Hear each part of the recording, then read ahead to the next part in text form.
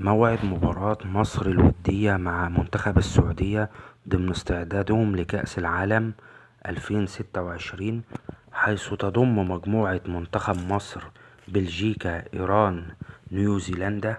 تضم مجموعة منتخب السعودية أوروغواي، أسبانيا، الرأس الأخضر. سيستضيف ملعب الملك فهد الدولي المباراة الودية، وستقام المباراة الساعة 6:30 بتوقيت تونس، الجزائر، المغرب، 7:30 بتوقيت مصر، ليبيا والسودان وفلسطين، 8:30 بتوقيت السعودية والكويت وقطر وسوريا واليمن والأردن.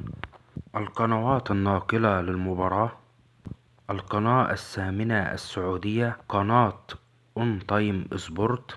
وقبل نهاية الفيديو ما تنساش تدعمنا بلايك واشتراك للقناة وتوقعك للمباراة. شكرا لكم.